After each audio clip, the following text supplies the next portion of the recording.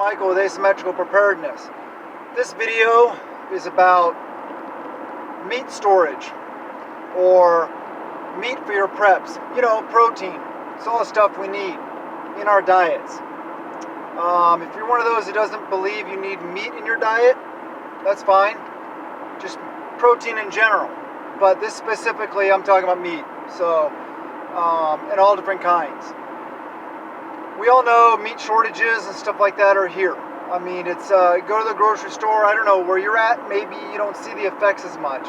Where I am, yeah, it's hard to find beef and chicken. Mostly the fresh stuff. The frozen stuff I'm still finding fairly regularly, as far as chicken and like ground beef.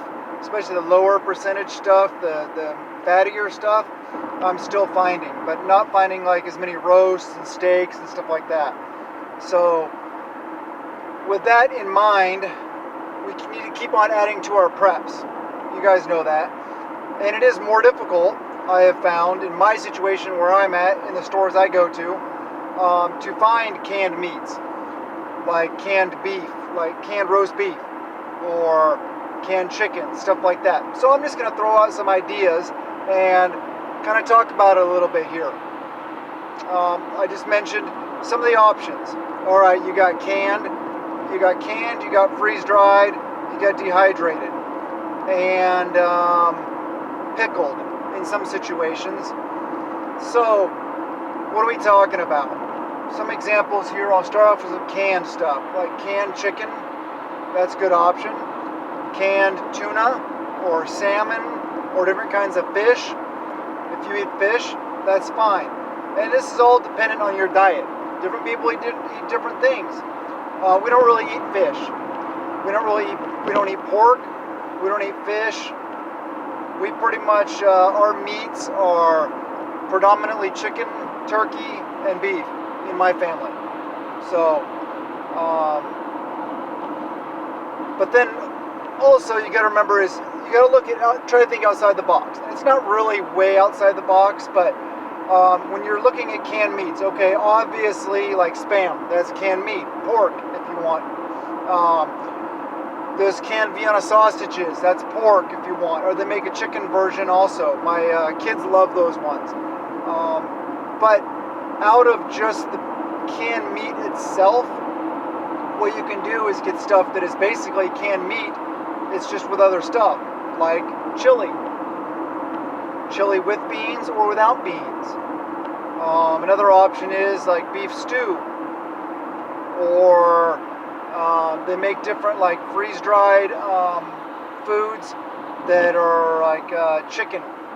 Like chicken Alfredo, or I'm not sure all the options out there. I've seen different options out there.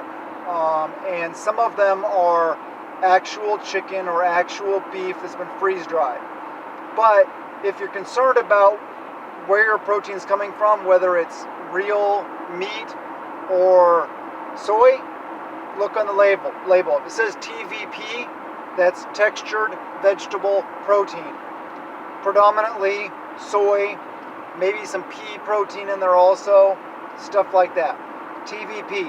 I'm not saying there's anything wrong with it. It's just it's not meat. We have some stuff with TVP in it. I don't like a lot of soy in my diet. I'm just not a big soy person. So we try to stay away from that kind of stuff. I mean, gosh, they put soy in everything nowadays. It's like corn syrup. They put in everything. But anyway, what are some other things? Canned tuna, canned chicken, and they also make those packets of chicken or tuna. Those are some options. Obviously, like beef jerky, turkey jerky, chicken jerky. They make like bacon jerky. All these different kinds of things. They make buffalo jerky. Lots of different kinds of jerky. Maybe not as long a shelf life, so pay attention to that. But there's some options for your preps. So don't forget about jerkies. That's something you can set aside also. And there's other protein sources also. I'm not talking about them. Just talking about meat right now. Yeah, I talked about canned like beef stew or chicken noodle soup, You know, it's not, I wouldn't call that a meat, but hey, you know, if you're really limited in the store and what's in the store as far as meat availability, you may have to resort to something like that. There's different kinds of potted meats and stuff like that. It's pretty obvious. You guys can go down that aisle, you can see for yourselves. Same with the freeze-dried stuff. Mountain House, Augustin Farms, Wise Company, all, you know, there's different companies out there, different brands that make that kind of stuff. So yeah, you got the freeze-dried stuff, you got the canned stuff, dehydrated, aka jerky. So what are some other options? Some other options, things that store well, are salamis. You know, they have that coating on them, that paper coating. They make beef salamis. They make, I know mostly pork, I think, is the main what salami is made out of. But they make them out of different things. And with that case, that paper case on them, and the I don't know what it's called, the sheath it's in, the protective layer, the container basically that it's in, that stuff will last for a long time. I don't know how long. I mean, I've been all over Europe and seen it hanging in stores, you know, just open to the air, just hanging there for long periods of time. So it'll stay like that also. Also, like, as far as kind of along the sides of jerky, you got like smoked meat, smoked salmon, smoked whatever. Those have a little bit longer shelf life. And so what are some other things you can do for meat to help them last longer? Obviously, another option is freezing. So to make them last as long as possible in the freezer, what do? Well, that's when you get in your vacuum sealers. You vacuum seal the meat and then put it in your freezer. That will allow it to last and to stay fresh for a lot longer time in your freezer. You won't get freezer burnt, no nearly as bad. You can, if you don't have a freezer, or if you don't have a sealer, a vacuum sealer, you can use Ziploc bags. Not the best, but hey, sometimes you gotta do what you gotta do. What you can do is you can wrap the meat itself in like cellophane, you know, that plastic sheeting stuff you pull off the roll to wrap tops of bowls or stuff with, kind of like tin foil. Same thing, you can wrap it in that and then put it in a Ziploc bag. Try to get all the air out you can, and zip it. And then, you know, maybe fold it over, put it in the freezer so it keeps out as much of the air, oxygen, stuff like that as possible. That's one option.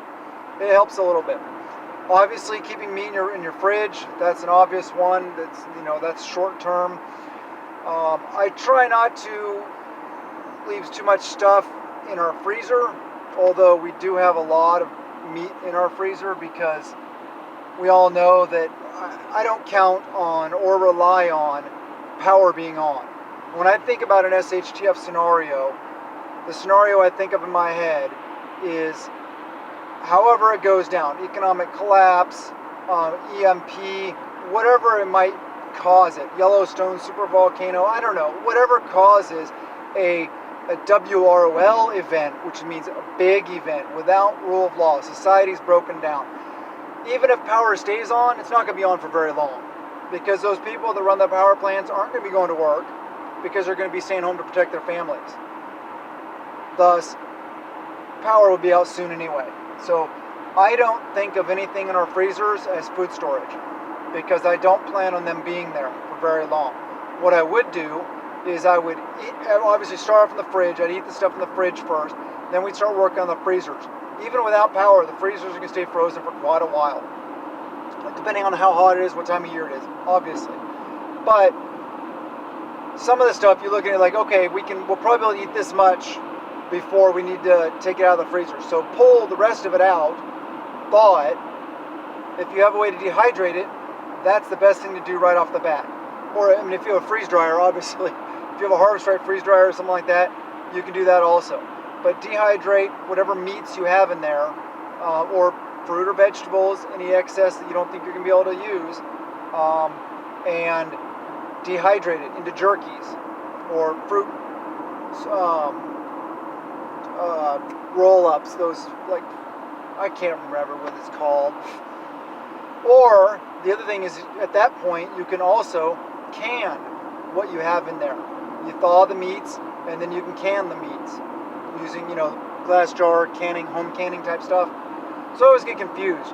When I talk about canned goods, I think of glass jars, but also the metal cans. So it's like one of those terms that it's kind of confusing, because talking about canned goods, a lot of people automatically think of little metal cans at the store. I think of, glass jars, because that's the way I was raised, and that's what, we do. So those are some of the options. The more you plan ahead, the better. And also, this is an encouragement to get out and get as many of these protein, mainly meat is what we're talking about, items for long-term storage now, when you can get them. I have a feeling that food shortages, meat shortages, and all this stuff is just going to get worse. We're already looking at maybe a second wave coming, maybe, or whatever, a spike, things getting worse. I don't know. I hope not. But, hey, we all know the effects and all the food shortages around the world and crop failures, and there's a lot of stuff going on that will be affecting us now. And one of the big things is it's easier to grow a garden and produce a bunch of fruits and vegetables. That's really not that difficult. But raising animals, a lot of people don't have that option. So you can't keep your food storage on the hoof, meaning live animals is part of your preparedness plan, because then they can have babies and propagate the species and replenish your food storage basically on the hoof. Some people have that option, some don't. But I recommend everybody stock up on as much protein as you can. It's one of those things that's more difficult in your mind, at least it is for me, to stock up on meats because it's more expensive. You don't get as much bang for your buck. You're buying like canned meats and stuff like that as you do, say, canned vegetables or beans and rice and stuff like that. So we always want the most of a bang out of our buck, most bang for our buck. But do what you can, prep a little every day, prep it a peace of mind out of fear, and please prepare as much as you can. I have a feeling things are going to get really bad. I'm not trying to scare anybody, but do what you can. Don't procrastinate. I love you guys, and blessings to you and yours.